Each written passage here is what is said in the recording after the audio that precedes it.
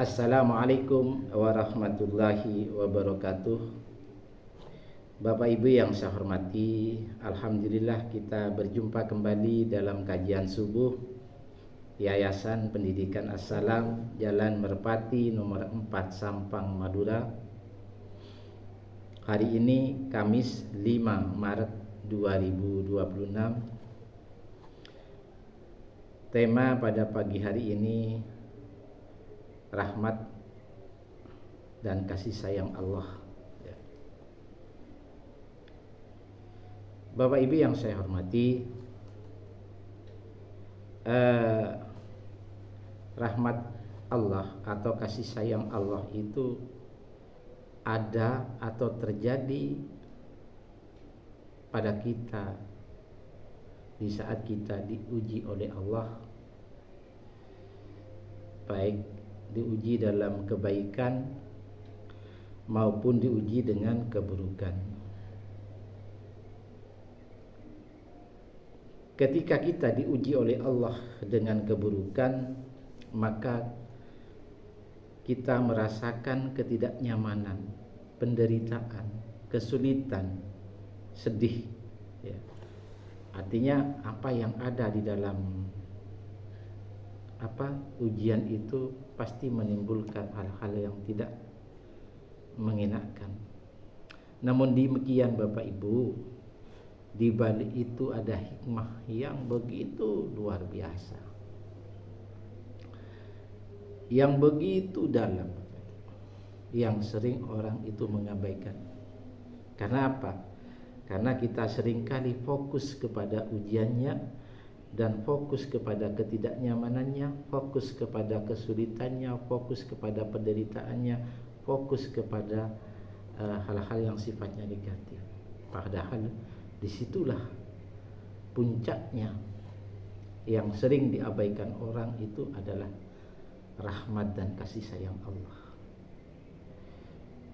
Jadi kalau kita mengemas ujian dan musibah itu dalam rangka keimanan, dalam rangka ketaatan kepada Allah, ya, dalam rangka mencari ridha Allah, disitulah muncul yang namanya rahmat dan kasih sayang Allah. Bapak Ibu yang saya hormati, ini sebetulnya yang sering dilupakan orang. Ketika kita diuji dengan keburukan, yang sering kita lihat terjadi itu adalah keputusasaan, menyalahkan orang lain, bahkan menyalahkan Allah, merasa hidupnya tidak berguna, merasa hidupnya sempit, ya, dan sebagainya. Nah, ini yang terjadi kepada orang-orang yang tidak beriman. Bapak Ibu yang saya hormati, ya, padahal sebenarnya rahmat Allah atau kasih sayang Allah itu perlu kita raih, perlu kita dalami, perlu kita pahami. Di saat mana rahmat Allah itu memihak kepada kita? Di saat mana kasih sayang Allah itu memihak kepada kita? Sementara itu di lain pihak, ya, ada kelembutan yang ada dalam diri kita itu yang perlu didukung oleh rahmat Allah. Kenapa? Karena kelembutan itu merupakan akhlakul karimah. Pada hakikatnya kelembutan yang dilakukan itu merupakan sifat uswatun hasanah yang dicontohkan oleh Rasulullah. Hakikatnya adalah merupakan atau ditimbulkan yang dihasilkan dari kasih sayang Allah. Kenapa Allah memberikan kasih sayang kepada hambanya? Karena hambanya itu adalah orang-orang yang jiwanya dalam keadaan suci. Orang itu jiwanya dalam keadaan berzikir kepada Allah. Jiwanya selalu berkomunikasi dengan Allah, sehingga Allah tanamkan kelembutan, kasih sayang kepada orang itu, sehingga orang itu mempunyai akhlak yang bagus, berperilaku baik ya. Jadi berperilaku baik itu bukan karena kita hebat, salah Bapak Ibu. Atau kadang-kadang berperilaku baik itu dikondisikan. Ketika di rumah kita kasar sama istri atau kasar sama suami, tapi ketika bertemu teman-teman kita lemah lembut ya. Ketika bertemu dengan atasan kita nunduk, kita berbicara dengan lemah lembut, dengan sopan. Bukan ini yang dimaksud. Nah, itu namanya lemah lembut yang direkayasa, bukan rahmat Allah. Ya, jadi itu merupakan sikap karena kondisional. Ya. Jadi lemah lembut itu tidak hanya lemah lembut yang merupakan rahmat Allah itu tidak terjadi dengan sendirinya. Itu karena Allah yang memberikan. Dan itu berlaku umum ya. Berlaku umum dan kepada makhluk apapun ya, lemah lembut itu ya. Baik kepada manusia, kepada hewan, kepada tumbuhan, itu lemah lembut itu tetap berlaku, asalkan itu merupakan rahmat Allah. Termasuk juga kita lemah lembut kepada Allah. Kenapa? Lemah lembut atau kasih sayang itu Allah yang tanamkan di dalam kalbu orang itu, karena orang itu telah menjaga jiwanya dengan suci. Jiwanya selalu berkomunikasi dengan Allah.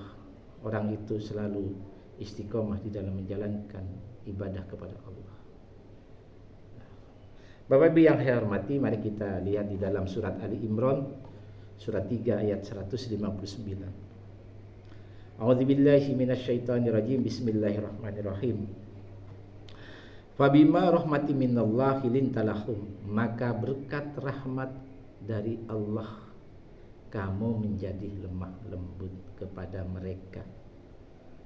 Ini Bapak Ibu, bukti bahwa rahmat atau kasih sayang Allah menyebabkan kita menjadi lemah lembut. Jadi lemah lembut di sini tidak hanya terjadi ketika kepada orang-orang yang baik sama kita, orang-orang yang kita sayangi, tidak. Lemah lembut juga kepada orang yang memusuhi kita, orang-orang yang memusuhi Allah, kita bikin lemah lembut. Tidak emosi. Kalaupun kita harus bertindak tegas, itu semata-mata karena Allah, bukan karena emosi. Ada orang memfitnah ke kita, kita tetap tenang. Yang diingat kita itu adalah Allah dulu. Ada orang yang marah-marah sama kita, kita tenang. Yang diingat Allah dulu. Ada orang yang iri, dengki sama kita, kita tenang. Yang diingat Allah dulu. Ini Bapak Ibu, kelembutan orang itu bukan rekayasa. Kelembutan orang itu adalah Allah yang menciptakan dan Allah yang memberikan. Allah tanamkan di dalam kalbu kirinya, di dalam jiwanya, sehingga di situ terekam oleh fuad dan dianalisa oleh ilmu. Dua alat ini yang menyebabkan orang itu selalu bijaksana, karena selalu diarahkan kepada Allah Subhanahu wa taala. Walau kunta faddan, dan sekiranya kamu bersikap kasar. Jadi akhlak kita jelek, buruk ya. Ghalidun qalbi, dan berhati kasar, kalbunya kasar ya.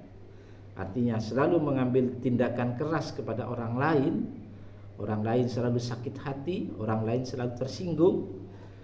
Lan faddu min khalika fa'fu anhum, tentulah mereka akan menjauhi dari kita, dari diri kita dan dari sekelilingmu. Maka yang baik bagaimana? Maka maafkanlah. Jadi orang menyakiti kita, maafkanlah ya. Orang memfitnah kita, maafkanlah. Berat tapi dan ini hanya mampu dikerjakan oleh orang-orang yang beriman. Jadi apa? Karena kalbunya sudah ridho Allah, kalbunya sudah mengenal Allah. Wastaghfir lakum, dan mintalah ampun bagi mereka. Artinya ketika ada orang-orang yang berbuat jahat sama kita, orang-orang yang menyakiti hati kita, orang-orang yang dengki sama kita, iri kepada kita, maka maafkanlah dan ampunilah mereka. Wasyawirhum, serta berundinglah dengan mereka. Jadi setiap kita ada permasalahan yang rentan, ya, maka berundinglah dengan mereka fil ardi, mengenai urusan itu. Kalau kita punya masalah, ya berunding musyawarah. Tapi ketika mengadakan musyawarah, ya, kadang-kadang hasilnya mengecewakan. Makanya sebelum mengadakan musyawarah, sebelum berunding, ya, misalkan ada 5 orang yang mau berunding, maka syaratnya supaya menghasilkan keputusan yang baik, di mana keputusan itu Allah yang melibat, Allah yang memberikan, karena campur tangan Allah, maka kelima orang itu dalam keadaan ridho Allah, dalam keadaan mengenal Allah. Dalam artian kelima orang itu harus dikendalikan oleh kalbu kirinya dulu, jiwanya bekerja maksimal. Salah satu saja saudaranya bermasalah, ya, emosi, ya, sombong, iri, dengki, dendam, atau dikendalikan oleh fikirnya, di mana fikirnya itu adalah selalu cinta dunia, memperturutkan hawa nafsu dan bersekutu dengan setan, maka nanti keputusannya itu bukan dari Allah dan selalu menyesatkan keputusannya. Makanya kenapa di sekitar kita itu selalu ada masalah, selalu ada konflik, ya, di tengah kita ada pertengkaran, ada perbedaan yang begitu tajam. Itu karena ketika mereka berunding itu atau bermusyawarah, bukan karena Allah, tidak dikendalikan oleh kalbu kirinya. Jadi kalbu kiri tidak dijadikan pemimpin ketika mereka bermusyawarah. Jadi kalau misalkan saya katakan tadi ada 5 orang, maka 5 orang itu harus dikendalikan oleh kalbu kirinya, dan orang itu pasti mencari ridho Allah, pasti kebenaran yang dicari kebenaran Allah. Nah, ketika 5 orang tadi merupakan orang-orang yang mengenal Allah, orang-orang yang selalu mencari ridho Allah, maka hasil keputusannya, ketetapannya itu harus dipegang teguh. Fa'idha azamtah, kemudian apabila kamu telah berketetapan hati, artinya hasil dan keputusan itu sudah diputuskan, fatawakkal 'alallah, maka bertakwalah kepada Allah. Ini sebetulnya yang diminta. Jadi bukan sekedar keputusan, bahwa apa yang kita lakukan itu kalau sudah ridho Allah ada unsur pahalanya. Ini yang perlu diperhatikan. Bukan karena lobby sana, lobby sini, atau bisa jadi orang itu kita pengaruhi dengan segala macam fasilitas. Tidak seperti itu. Pasti kehancuran yang datang kalau itu yang dilakukan. Innallaha yuhibbul mutawakkilin, sesungguhnya Allah menyukai orang-orang yang bertawakal. Suka Allah itu. Nah, ketika keputusan itu sudah diputuskan, maka kita itu bertawakal kepada, minta kepada Allah, minta diberikan yang terbaik, ya, karena Allah menyukai orang-orang seperti itu. Nah, manakala nanti keputusannya itu sesuai dengan rencana kita bersyukur, kita bersyukur. Manakala keputusan itu tidak sesuai dengan rencana kita, maka kita bersabar. Jadi tindakan syukur dan bersabar itu adalah ibadah kepada Allah. Ini yang diminta oleh Allah. Jangan dari awal caranya salah, ya, pelaksanaannya salah, keputusannya salah. Bukan salah apa, arti semuanya jauh dari Allah. Maka kalau itu yang dilakukan, tunggulah kehancurannya, Bapak Ibu. Bapak Ibu yang saya hormati, oleh sebab itu orang-orang yang mempunyai hati lemah lembut itu adalah pemberian Allah, bukan kita yang hebat. Bukan karena gelar apa-apa, punya gelar S1, S2, S3, bahkan luar negeri. Tapi kalau kita jauh dari Allah, pasti kita itu berkata kasar. Kalaupun kita lemah lembut, itu adalah hasil rekayasa. Karena kita menyesuaikan dengan siapa yang kita berbicara.